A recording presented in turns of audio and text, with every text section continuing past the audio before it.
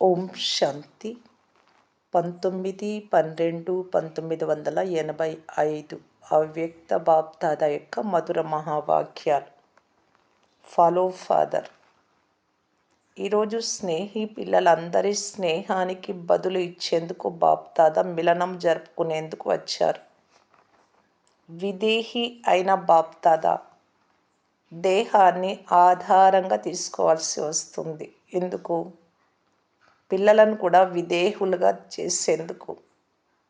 ఎలాగైతే తండ్రి విదేహిగా శరీరం లేకుండా ఉన్నారో, దేహంలోకి వచ్చిన విదేహీ స్వరూపంలో విదేహీ స్థితిని అనుభవం చేయిస్తారో, అలా మీరంతా జీవితంలో ఉంటూ, దేహంలో ఉంటూ విదేహీ ఆత్మిక స్థితిలో స్థితి అయి ఈ దేహము ద్వారా చేయించేవారుగా అయి కర్మలు చేయించండి. ఈ దేహము కరణ్హార్ చేసేది దేహి అయిన మీరు, ఆత్మ అయిన మీరు చేయించేవారు. ఈ స్థితిని విదేహీ స్థితి అని అంటారు. దీనినే ఫాలో ఫాదర్ అని అంటారు. సదా తండ్రిని ఫాలో చేసేందుకు మీ బుద్ధిని 2 స్థితులలో స్థితి చేసుకోండి. తండ్రిని ఫాలో చేసేందుకు స్థితి సదా అశరీరీ భవ, విదేహీ భవ, నిరాకారీ భవ. దాదా అనగా బ్రహ్మబాబాను ఫాలో చేసేందుకు సదా అవ్యక్త స్థితి భవ, ఫరిస్తా స్వరూప భవ, ఆకారీ స్థితి భవ. ఈ 2 స్థితులై ఉండడము అంటే ఫాలో ఫాదర్ చేయడం. దీనికంటే క్రిందికి వ్యక్త భావము అంటే శరీర భావము, దేహభావము, వ్యక్తి భావము, ఇందులో క్రిందికి రాకండి.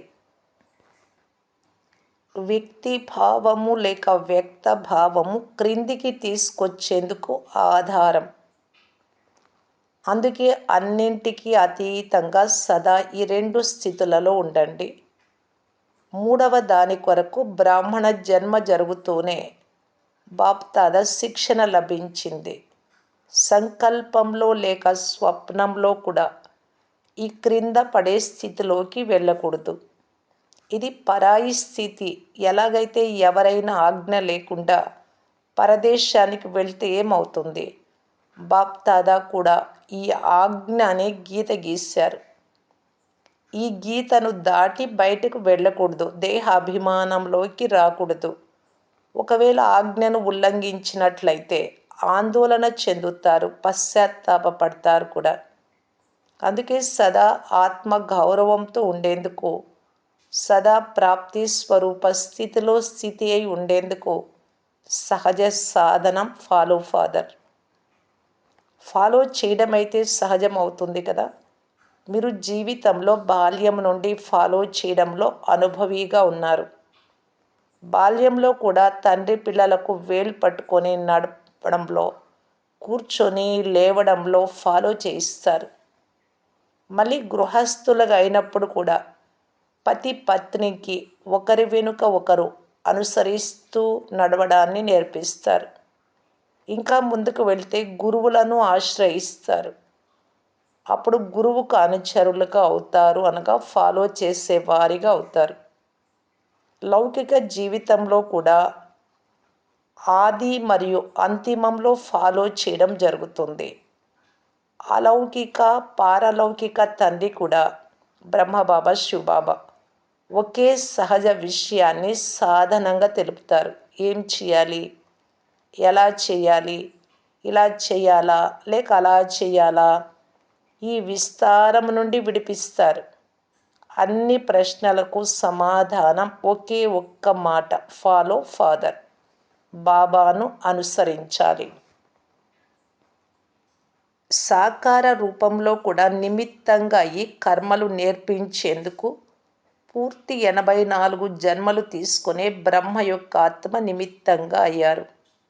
కర్మలో కర్మ బంధనాల నుండి ముక్తులవ్వడంలో, కర్మ సంబంధాన్ని నిభాయించడంలో, దేహంలో ఉంటూ విదేహీ స్థితిలో స్థితి అయి ఉండడంలో, శారీరక బంధనాలను ముక్తి చేయడంలో, మనస్సు యొక్క తపనలో నిమగ్నమై ఉండే స్థితిలో, ధనంలో ఒక్కొక్క పైసాను సద్వినియోగం చేయడంలో సాకార బ్రహ్మ సాకార జీవితంలో నిమిత్తంగా ఉన్నారు.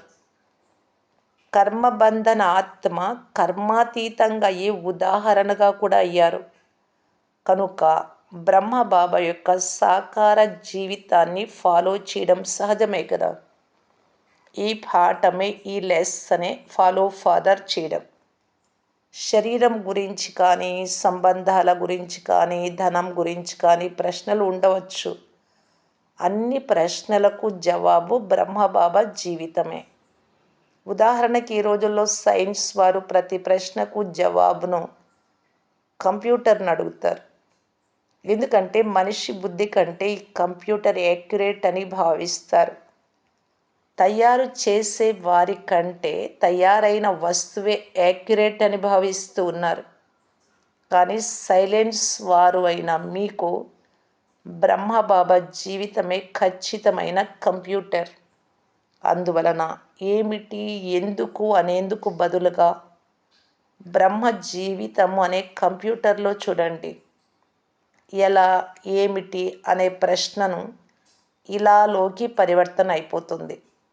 ప్రశ్న చిత్తులకు బదులుగా ప్రసన్న చిత్తులుగా అవుతారు. ప్రశ్న చిత్తులు అలజడి బుద్ధి కలవారు. అందుకే ప్రశ్న చిహ్నం కూడా వంకరగా ఉంటుంది. ప్రశ్న వ్రాస్తే వంకర టింకరగా ఉంటుంది కదా. ప్రసన్న చిత్తులు అంటే బిందు, ఫుల్ స్టాప్. మరి బిందువులో ఏదైనా వంకరతనం ఉందా? నలువైపులా ఒకే విధంగా ఉంటుంది బిందువు, చుక్క అనగా. నలువైపులా ఒకే విధంగా ఉంటుంది కదా. బిందువుని ఎటువైపు నుండి చూసినా ఒకే రకంగా చూస్తారు మరియు ఒకే విధంగా చూస్తారు. నేరుగా చూసినా, తలక్రిందులుగా చూసినా ఒకే విధంగా ఉంటుంది. ప్రసన్న చిత్తులు అనగా ఏ గ్రహస్థితిలో ఒక్క తండ్రినే అనుసరించేవారు. అయినా సారమేం లభించింది? సాకార రూపమైన బ్రహ్మ తండ్రిని ఫాలో చేయండి, లేక ఆకార రూప బ్రహ్మ తండ్రినైనా ఫాలో చేయండి.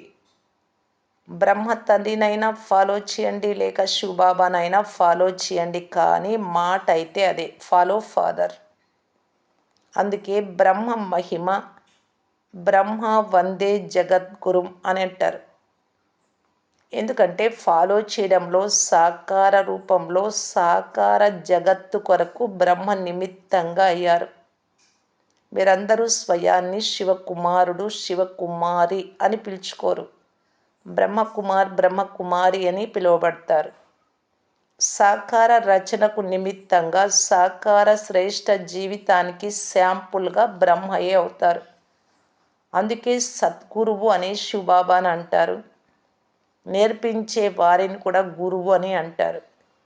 జగత్తు ముందు నేర్పించేందుకు బ్రహ్మయే నిమిత్తంగా అవుతారు. కావున ప్రతి కర్మలో ఫాలో చేయాలి. ఈ లెక్కన బ్రహ్మను జగద్గురువు అని అంటారు. అందుకే జగత్తు బ్రహ్మకు వందనం చేస్తుంది. జగత్పిత అనే టైటిల్ కూడా బ్రహ్మకుంది. విష్ణువును లేక శంకరుడిని ప్రజాపిత అని అన్నారు. వారిని యజమాని పరంగా పతి అని అంటారు. కానీ వాస్తవానికి వారు తండ్రి. జగత్తుకు ఎంత ప్రియమైన వారు అంత జగత్తుకు అతీతంగా అయ్యి ఇప్పుడు అవ్యక్త రూపంలో ఫాలో అవ్యక్త స్థితి భవ అనే లెసన్ను చదివిస్తూ ఉన్నారు. అర్థమైందా? ఏ ఆత్మకు కూడా ఇటువంటి అతీతత్వం ఉండదు. ఈ అతీత బ్రహ్మ కథను తర్వాత వినిపిస్తాను. ఈరోజు శరీరాన్ని కూడా సంభాళించాలి. నేను వచ్చే శరీరం అంటే గుల్జార్ దాది శరీరాన్ని అద్దెకు తీసుకున్నప్పుడు శరీరాన్ని, స్థానాన్ని శక్తి ప్రమాణంగా కార్యంలో వినియోగించేవారే మంచి యజమాని. అయినా బాప్ దాదా ఇరువురి శక్తిశాలి పాత్రను, రథాన్ని నడిపించేందుకు నిమిత్తంగా అయ్యారు. ఇది కూడా డ్రామాలో విశేష వరదానానికి ఆధారమైంది. చాలామంది పిల్లలకు ఈ రథమే నిమిత్తంగా ఎందుకయింది బాబా రావటానికి అనే ప్రశ్న కూడా తలెత్తుతుంది. వేరే వారికే కాదు, ఈ ప్రశ్న గుల్జార్ దాదీకి కూడా వస్తుంది, నాలోనే ఎందుకు బాబా వస్తున్నారు బ్రహ్మ బాబా తర్వాత అని. కానీ ఎలాగైతే బ్రహ్మకు కూడా వారి జన్మల గురించి తెలియదో, అలా వీరు కూడా తన వరదానాన్ని మర్చిపోయారు. వీరికి ఈ విశేష వరదానం సాకార బ్రహ్మకు ఆదిలో సాక్షాత్కారమైన సమయంలో లభించింది. బ్రహ్మ బాబాతో పాటు ఆది సమయంలో ఏకాంతంలో తపస్వి స్థానంలో ఈ ఆత్మ యొక్క విశేషమైన సాక్షాత్కార పాత్రను చూసి బ్రహ్మ బాబా గుల్జార్ దాది సరళ స్వభావాన్ని, అమాయక జీవితం యొక్క విశేషతను చూసి, ఎలాగైతే ఇప్పుడు ఈ పాత్రలో ఆదిలో బ్రహ్మ శివబాబాకు సాథీగా అయ్యారు మరియు తోడుగా కూడా ఉన్నారో, అలా ముందు ముందు తండ్రికి సాథీగా అయ్యే, సమానంగా అయ్యే కర్తవ్యాన్ని కూడా సంభాళిస్తారు. బ్రహ్మబాబా సమానంగా సేవలో పాత్ర అభినయిస్తారు అనే వరదానమునిచ్చారు కనుక అదే వరదానము భాగ్యపు రేఖగా అయింది.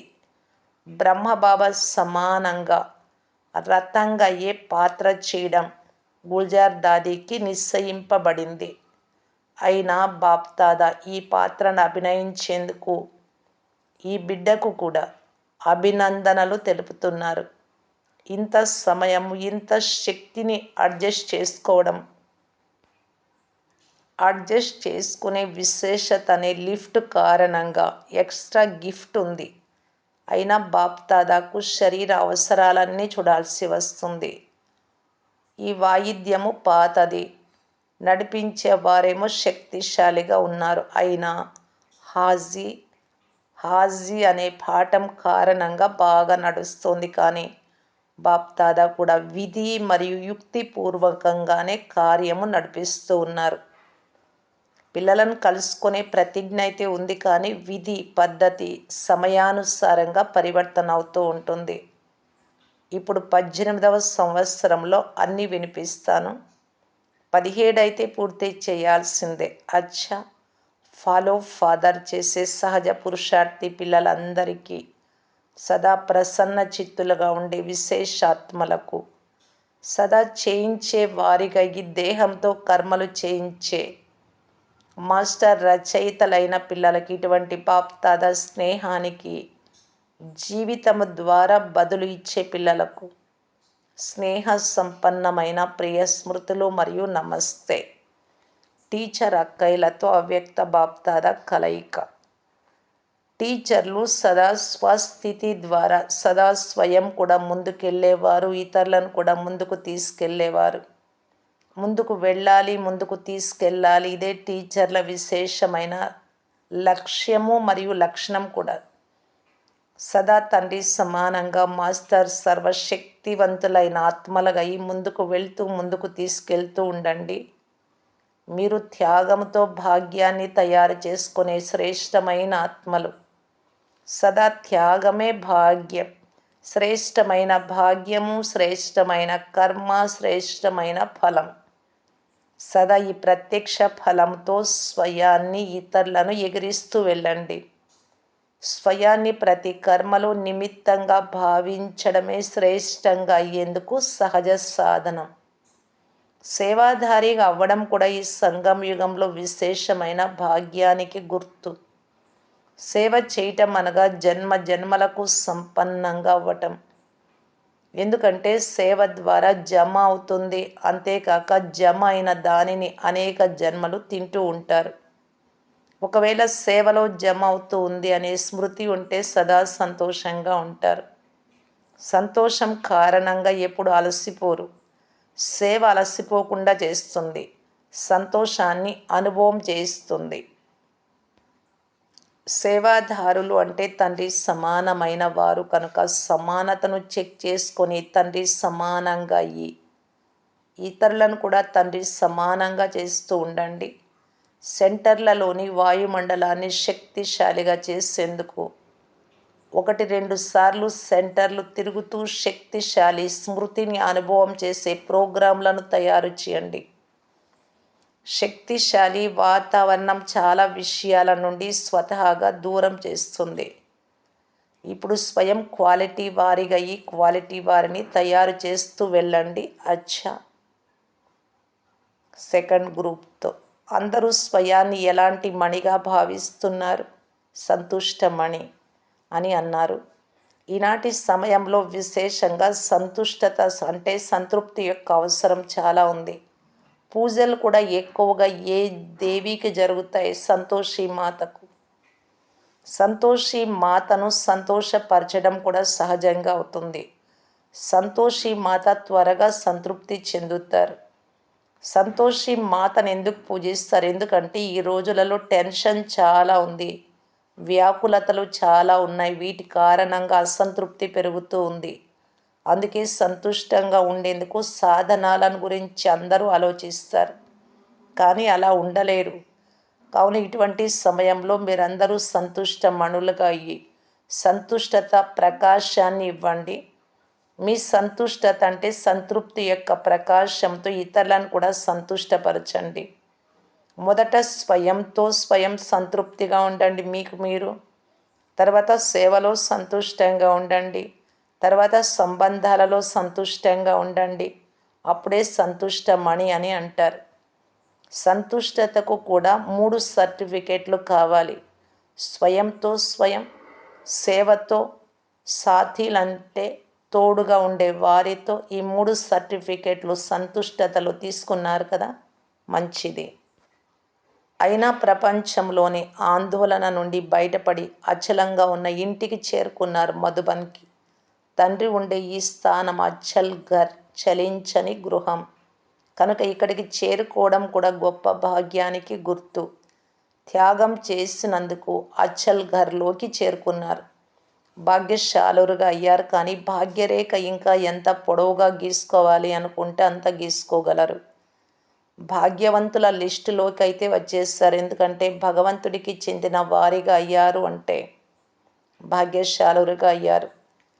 ఇతర అన్నింటి నుండి దూరమై ఒక్కరినే మీ వారిగా చేసుకున్నారు కనుక భాగ్యశాలురుగా అయ్యారు. బాప్దాదా పిల్లల ధైర్యాన్ని చూసి సంతోషంగా ఉన్నారు. ఏమి జరిగినా త్యాగము మరియు సేవ చేసే ధైర్యంలో శ్రేష్టంగా ఉన్నారు. చిన్నవారైనా క్రొత్త వారైనా మీరు చేసిన త్యాగానికి ధైర్యానికి బాప్దాదా అభినందనలు తెలుపుతూ ఉన్నారు. అదే గౌరవంతో బాప్దాదా మిమ్మల్ని చూస్తున్నారు. నిమిత్తంగా అయినందుకు కూడా మహత్వం ఉంది. ఈ మహత్వంతో సదా ముందుకు వెళ్తూ విశ్వంలో మహాన్ ఆత్మలుగా ఈ ప్రసిద్ధమవుతారు. కనుక మీ గొప్పతనం గురించి తెలుసు కదా, ఎంత మహాన్గా ఉన్నారు, అంత నమ్రచిత్తులుగా ఉన్నారు. ఎలాగైతే ఫలదాయక వృక్షానికి గుర్తు వంగి ఉంటుందో అలాగే ఎవరైతే నమ్రచిత్తులుగా వినయంగా ఉంటారో వారే ప్రత్యక్ష ఫలాన్ని తినేవారు. సంగమయుగ విశేషత ఇదే. అచ్చా. కుమారులతో అవ్యక్త బాప్దాదా యొక్క కలయిక. కుమారులు అనగా సదా కొరకు బలహీనతలకు విడాకులు ఇచ్చేవారు. అర్ధకల్పానికి బలహీనతకు విడాకులు ఇచ్చేశారు కదా, లేక ఇంకా ఇవ్వలేదా? ఎవరైతే సదా సమర్థులుగా ఉన్నారో వారి ముందుకు బలహీనత రాలేదు. సదా సమర్థంగా ఉండడము అనగా బలహీనతలను సమాప్తం చేసుకోవడం. ఇటువంటి సమర్థమైన ఆత్మలు తండ్రికి కూడా ప్రియమైన వారు, పరివారానికి కూడా ప్రియమైన వారు. కుమారులు అనగా తమ ప్రతి కర్మ ద్వారా అనేక మందికి శ్రేష్ట కర్మల రేఖను గీసేవారు. స్వయం యొక్క కర్మల రేఖలు ఇతరుల కర్మల రేఖలను తయారు చేసేందుకు నిమిత్తులుగా అవ్వాలి. ఇటువంటి సేవాదారులుగా ఉన్నారా? కనుక ప్రతి కర్మలో నా ప్రతి కర్మ స్పష్టంగా ఇతరులకు కూడా కర్మ రేఖ స్పష్టంగా కనిపించేలా ఉందా అని చెక్ చేసుకోండి. ఇలా శ్రేష్ట కర్మల శ్రేష్ట ఖాతాను సదా జమ చేసుకునే విశేషాత్మలనే సత్యమైన సేవాదారులు అని అంటారు. స్మృతి మరియు సేవ సదా ముందుకు వెళ్లేందుకు సాధనం ఇదే. స్మృతి శక్తిశాలిగా చేస్తుంది, సేవ ఖజానాలతో సంపన్నంగా చేస్తుంది. స్మృతి మరియు సేవ ద్వారా ముందుకు వెళ్తూ ఉండండి, ఇతరులను కూడా ముందుకు తీసుకెళ్తూ ఉండండి. అచ్చా. ఓం శాంతి.